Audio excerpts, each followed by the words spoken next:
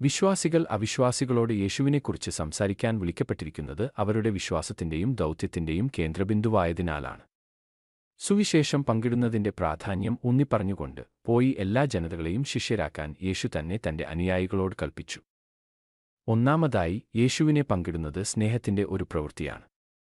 ക്രിസ്തുവിലൂടെയാണ് രക്ഷയും നിത്യജീവനും വരുന്നതെന്ന് ക്രിസ്ത്യാനികൾ വിശ്വസിക്കുന്നു. അവർ മറ്റുള്ളവരെക്കുറിച്ച് യഥാർത്ഥത്തിൽ കരുതലുള്ളവരാണെങ്കിൽ യേശുവിൽ കാണപ്പെടുന്ന പ്രത്യാശ, സമാധാനം, പരിവർത്തനം എന്നിവ അവർക്ക് പരിചയപ്പെടുത്താൻ അവർ ആഗ്രഹിക്കും. ഒരു സുവാർത്തയോ ജീവൻ രക്ഷിക്കാനുള്ള പ്രതിവിധിയോ പങ്കിടുന്നതുപോലെ സുവിശേഷം ഇതുവരെ അനുഭവിച്ചിട്ടില്ലാത്തവരുമായി പങ്കിടണം. രണ്ടാമതായി, യേശുവിനെക്കുറിച്ച് സംസാരിക്കുന്നത് ജീവിതത്തെ പ്രചോദിപ്പിക്കുകയും മാറ്റുകയും ചെയ്യും.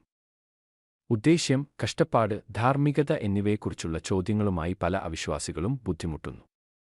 യേശുവിന്റെ സന്ദേശം ഉത്തരങ്ങളും ആശ്വാസവും മാർഗനിർദ്ദേശവും നൽകുന്നു. ക്രിസ്തുവിന്റെ സ്നേഹത്തിന്റെയും കൃപയുടെയും സ്വാധീനം കാണാൻ മറ്റുള്ളവരെ സഹായിക്കുന്നതിൽ വിശ്വാസത്തിന്റെ യഥാർത്ഥ ജീവിത സാക്ഷ്യങ്ങൾ ശക്തമായ ഉപകരണങ്ങളാകാം. കൂടാതെ പലരും ഭയം, അനിശ്ചിതത്വം, ജീവിതത്തിന്റെ ഉദ്ദേശ്യത്തെക്കുറിച്ചുള്ള ചോദ്യങ്ങൾ എന്നിവയുമായി പൊരുതുന്നു. യേശു ഉത്തരങ്ങളും ആശ്വാസവും മാർഗനിർദ്ദേശവും നൽകുന്നു.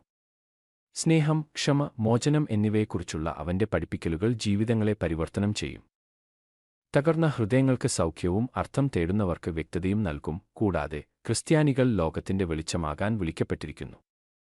യേശുവിനെക്കുറിച്ച് സംസാരിക്കുന്നതിലൂടെ വിശ്വാസികൾ ദൈവത്തിന്റെ സ്നേഹവും സത്യവും പ്രതിഫലിപ്പിക്കുന്നു, അവിശ്വാസികളെ സ്വയം വിശ്വാസം പര്യവേക്ഷണം ചെയ്യാൻ പ്രോത്സാഹിപ്പിക്കുന്നു.